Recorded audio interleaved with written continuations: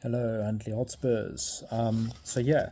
This is my final. I sat down my final top 10 25-26 summer window signings list. I sat down and went through basically for every transfer I give a rating out of 10. I looked at my list from every transfer this window, looked from the 8.5s, 9s, 9.5s, and 10s, and chose a list from there. Without further ado, here are my top 10 25-26 summer transfer window signings. Number 10, João Palhinha, from Bayern to Tottenham on loan for option to buy included. I think Tottenham needed a number 6. Palhinha wanted to come to Tottenham, and if you look at early indications in game and also from your social media, etc., he's enjoying life. He wanted to be at Tottenham. He wants to fight for the badge. He loves Tottenham already, which is such a good sign. Because at Bayern, it just didn't really work for him. But there was always still a player there, I think. Sometimes you're just at the wrong club. Fulham was great. Sporting before then was great. Bayern didn't work out. So maybe Tottenham can return to form. And early indications are that he could. He just needs to remain injury-free, I think. Injuries have been a bit of a problem. So is discipline. So he needs to remain free of cards and he needs to remain free of injuries. At his age, that is a bit of a concern. He's 30 this year. Luckily, this is not Ange Ball. If it was Ange Ball, I would say he would not succeed at all because I think his injuries would just happen way too much. But with Frank, I think it's a bit more measured. I think he won't get injured as much. He can maybe try and play to his full potential. He really could try to play to his full potential and provide some leadership in the middle of the pitch and just drop down as that extra defender almost in a way in certain games. Which I think will help us. It'll protect the backline as well, especially if we want to be more a counter-attack team. Protect the back line, especially if we do occasionally want to play games where we play a slightly higher line. He can defend our back line. Number 9, I've got Ryan Cherky, who moved from Lyon to Man City. Really decent fee as well for him. They only paid like 30 million for him. And when you look at what some of the other creative players have gone through this window, the average price was like 60, 70 mil for a creative player. 60, 70, 80. I mean, Florian Wirtz was 100 and I think it was 110 or 115, 120 million pounds. So yeah, for 30 million to get Ryan Cherky, I think was pretty solid. Looked very good for Lyon the last couple of years, especially last year. Brilliant Europa League as well. And then, going to Man City now. They needed a new number 10 creative player because Kevin De Bruyne has left to go to Napoli. But yeah, I think it was a decent one. He's injured at the moment, but I think early games showed that he was pretty good and still creative at Man City. I don't think he's going to have the same impact as De Bruyne or be as remembered as a Kevin De Bruyne or as iconic as a Kevin De Bruyne, but I think he's going to do the job there that he needs to do. Number 8, I've got Hugo Ekitike, who moved from Eintracht Frankfurt to Liverpool for around £90 million. Very expensive fee for someone who's not proven in Premier League. But he's hit the ground running and he looks pretty good. I think him and Isak are going to be a very formidable strike partnership. And I think Ekitike is going to get very close to the Isak level within a year or within a year actually.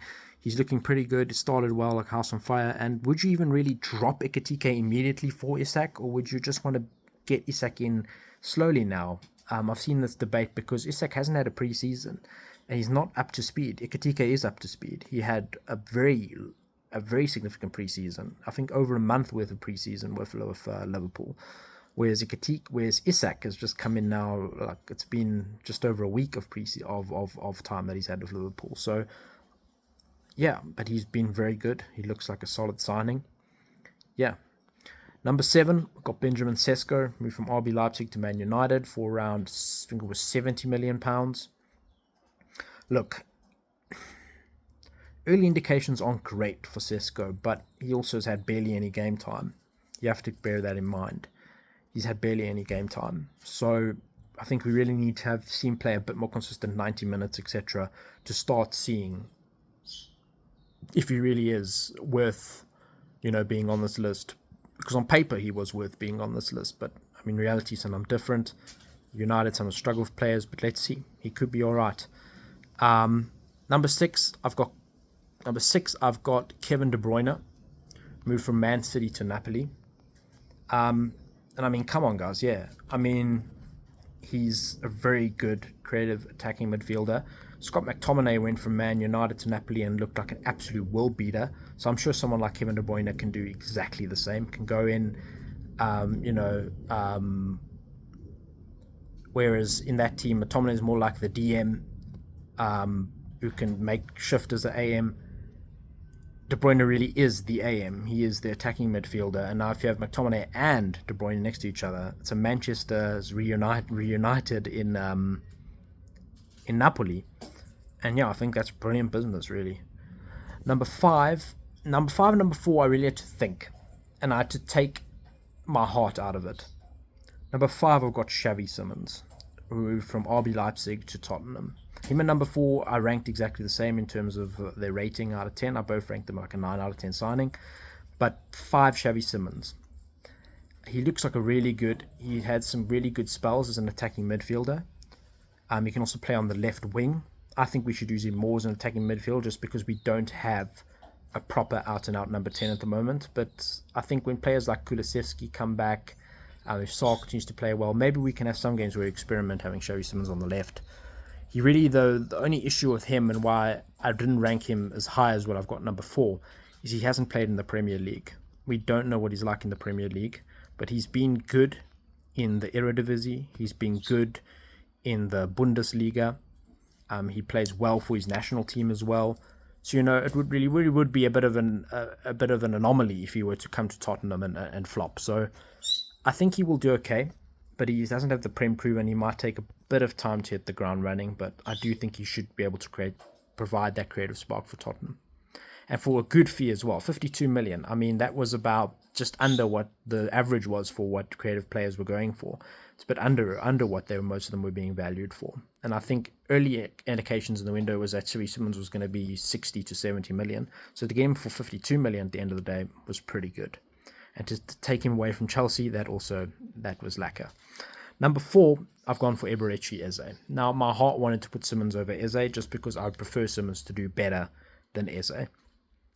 But, Eze's got the Prem experience. You can see why Tottenham wanted him maybe first over Simons. We wanted someone who's ready for the Prem immediately and steps into the role and just hits the ground running. I think Eze will do that for Arsenal.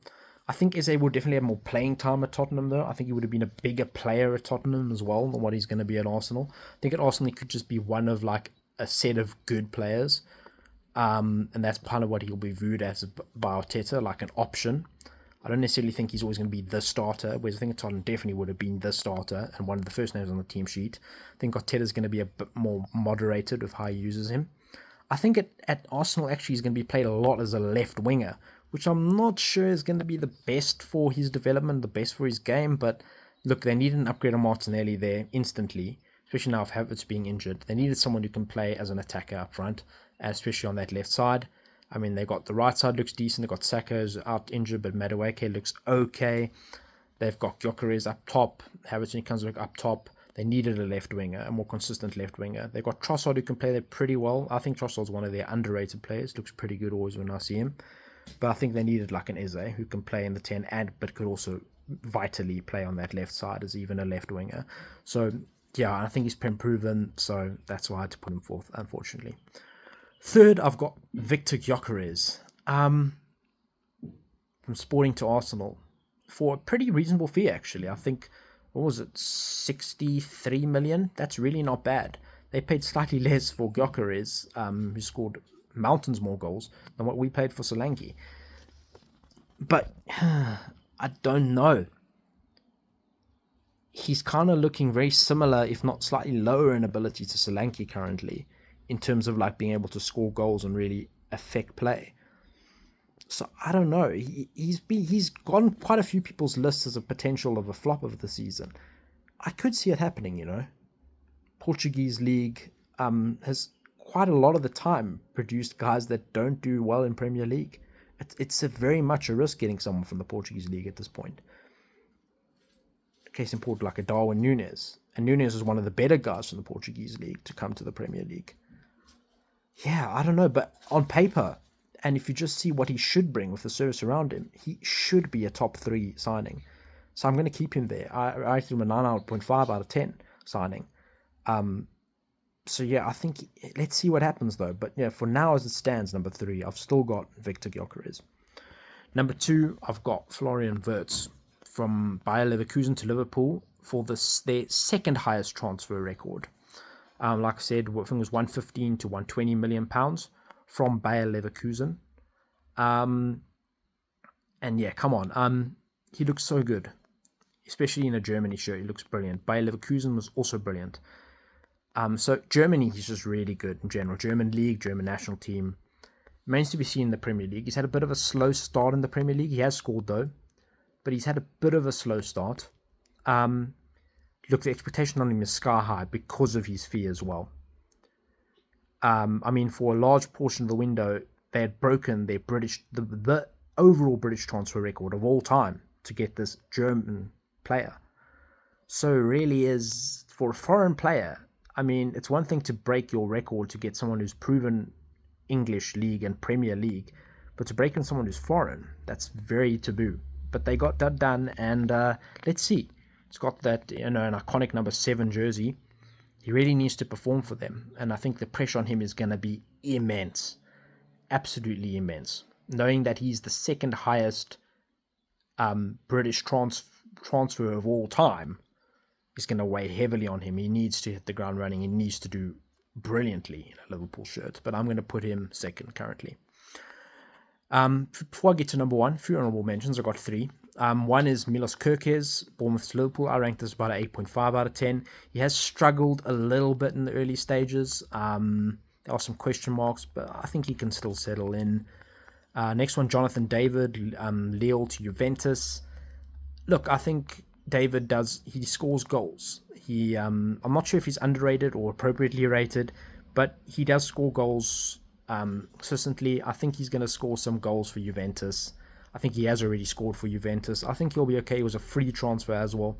I mean, Spurs were in love with this guy for like 2 or 3 years, and I still really would have had him. I really would have taken him, especially on a free transfer. I don't know why we didn't try and go in for him.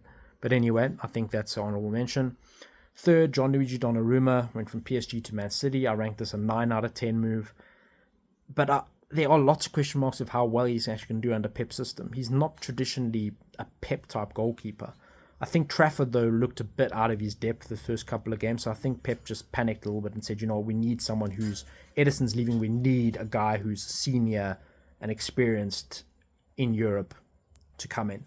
He hasn't played in Prem, though, and we don't know how he's going to do under a Pep system. And there are some people who are a bit doubtful of it. I think it would have made a lot more sense for him to move to the other side of Manchester United. They were crying out for someone like him and someone senior and experienced like him. But anyway, he's gone to Man City, but I've just put him on honorable mention. Now, number 1. I think every content creator has this guy as number 1. Every single one. And it has to be Alexander Isak, who moved from Newcastle to Liverpool on deadline day for a reported fee of, I think, somewhere between, reports vary, but somewhere between 125 and 135 million British pounds. Crazy money, but I do think worth it because, unlike Wirtz, he is someone who is Prem proven, and is proven to score goals in the Premier League. So to break your transfer record on him is quite reasonable, if I'm honest.